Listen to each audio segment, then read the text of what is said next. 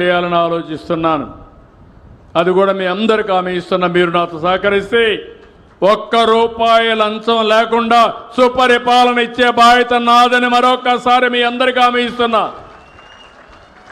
రోడ్లు వ్యవస్థ బాగుండాలని. ఒకప్పుడు గుంతలు పడిన రోడ్లు, ఈరోజు అన్ని గుంతలు పూడ్చాం. ఈరోజు రోడ్లన్నీ బాగు చేస్తాం, రవాణా సౌకర్యాలని బాగు చేస్తాం, అభివృద్ధికి పెద్దపీట వేస్తామని కూడా మీ అందరికీ తెలియజేస్తున్నా. ఇలాంటి కార్యక్రమాలు మనం పెట్టుకొని ముందుకు పోయినప్పుడు నేను ఇచ్చే సంక్షేమం చేసే అభివృద్ధి వల్ల కొంతమంది పైకి వస్తారు. అదే సమయంలో నేను ఒక పిలిపిచ్చాను, P4 అని. అంటే బంగారు కుటుంబాలు, పేదవాళ్ళందరినీ ఐడెంటిఫై చేశాం. సమాజంలో అట్టడుగు నుండి 10 లక్షల కుటుంబాలను ఐడెంటిఫై చేశాం. సమాజంలో పైకి వచ్చిన వాళ్ళని మార్గదర్శకులుగా ఎంపిక చేశాం. వీళ్ళు 1 లక్ష మంది అయ్యారు. 1,00,000 మంది 10 లక్షల మందిని దత్తత తీసుకుంటున్నారు. ఈరోజు ఏ విధంగా చేస్తారో వాళ్ళు మీకు ఒకసారి చెప్తారు. నేను ఎందుకంటే సమాజాన్ని అభివృద్ధి చేయడం, పేదరికాన్ని నిర్మూలించడం నా ఒక్కరి బాధ్యతే కాదు. సమాజం వల్ల పైకొచ్చిన ప్రతి ఒక్క వ్యక్తి కింది వాళ్ళను కూడా పైకి తీసుకొచ్చే బాధ్యత తీసుకోవాలి. అలాంటి కార్యక్రమానికి శ్రీకారం చుట్టాం. ఇది దేశంలో మొట్టమొదటిది. ఇది జరిగితే ఆర్థిక అసమానతలు తగ్గించి మెరుగైన జీవన ప్రమాణాలు మీకు ఇవ్వడానికి ఉపయోగపడుతుంది. నా ఆశయం ఒకటి, 2047, ఇప్పుడు 25లో ఉన్నాం. 47 అంటే 22 సంవత్సరాలు. 2000లో నేను విజన్ 2020 తీసుకొచ్చాను. ఆ రోజు మన ఆంధ్రప్రదేశ్ రాష్ట్రానికి. ఈరోజు హైదరాబాద్ దానికి నమూనా, దానికి సాక్షి. ఈరోజు 47కు నేను ఏదైతే తీసుకొస్తున్నానో ఎవ్వరికి అనుమానం అవసరం లేదు. మీరు ఒకటే చేయాల్సింది, నేను చెప్పేది మీరు అర్థం చేసుకోండి, మీరు కూడా అనుసంధానం కాండి, దీన్ని ఆచరించండి. తప్పకుండా మీ అందరూ పైకి వస్తారని చెప్పి మీ అందరికీ విజ్ఞప్తి చేస్తున్నా. అట్లా కాకుండా కొన్ని పార్టీలు ఉంటాయి, వాళ్ళు చెయ్యరు, వేరే వాళ్ళు చేస్తూ ఉంటే చేయనియరు. తప్పుడు వార్తలు వేస్తారు,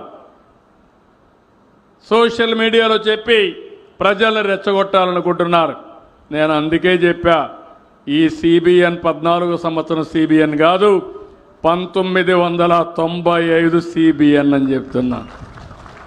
ఎవరికైనా డౌట్ ఉంటే ఒకసారి పాత చరిత్రకి వెళ్తే, ఎవరైనా కానీ law and order problem create చేయాలంటే అదే చివరి రోజు. మా ఆడబిడ్డల జోలుకొస్తే కబద్దార్ జాగ్రత్తగా ఉండండి. ఒకవేళ గంజాయి మత్తుంటే గంజాయి మత్తు వదిలిస్తా, రాజకీయ ముసుగుంటే ముసుగు తొలగిస్తా, రౌడీల్ని రౌడీలుగానే చూస్తానని చెప్పి మరొకసారి హెచ్చరిస్తున్నా.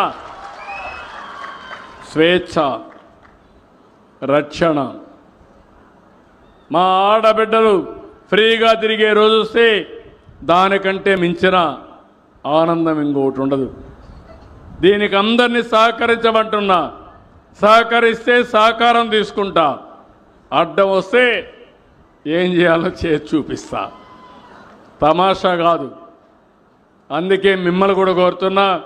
ఈరోజు నేను చూసినప్పుడు అనిపిస్తుంది, నేను వచ్చినప్పటి నుంచి చూస్తున్న 2 గంటల 17 నిమిషాలు అయింది, అయినా ఒక్కరు కదలలేదంటే దీన్ని చూసిన తర్వాత నా మీద, ఈ ప్రభుత్వం పైన మీకు విశ్వాసం ఉంది.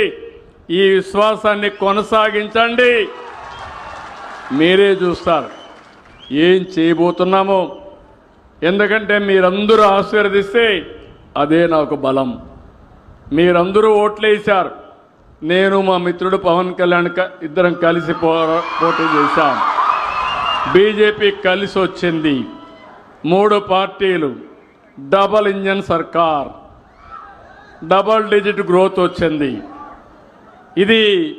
దీనివల్ల లాభాలు ఏంటని మీరు ఆలోచిస్తే, కేంద్రంలో ప్రభుత్వం ఉంది, ఇక్కడ ప్రభుత్వం ఉంది. నేను ఏది కూడా వదిలిపెట్టను. దానికి కేంద్రం సహకరిస్తున్నారు. ఈ 2 వల్ల బాగుపడేది ఓట్లేసిన మీరే బాగుపడుతున్నారని మరొక్కసారి విజ్ఞప్తి చేస్తున్నా. 57% ఓట్లేశారు, 94% అభ్యర్థులు గెలిపించారు. నేను అందుకే చెప్పాను, ఇద్దరు కొత్త వాళ్ళైనా కొత్త జోడి యంగ్స్టర్స్ ఇద్దరిని గెలిపించిన ఘనత మీదే. నేను వాళ్ళని కూడా వదిలిపెట్టను. వీళ్ళనే కాదు, అందరు ఎమ్మెల్యేలకు చెప్తున్నా, 1 to 1 చెప్తున్నా, వాస్తవాలు తెప్పించుకుంటున్నా, ఎప్పటికప్పుడు చెప్తున్నా. మారే వరకు ప్రయత్నం చేస్తా. మారకపోతే ఏం చేయాలో నేను మాత్రం ఒకే లక్ష్యం. ఆ లక్ష్యం ఈ పేదవాళ్ళు బాగుపడాలి, ఈ రాష్ట్రం అన్ని రంగాల్లో అభివృద్ధి కావాలి. అదే సమయంలో అధికార యంత్రాంగాన్ని కూడా చెప్పా, మీరు పనిచేయండి, శ్రద్ధ పెట్టండి.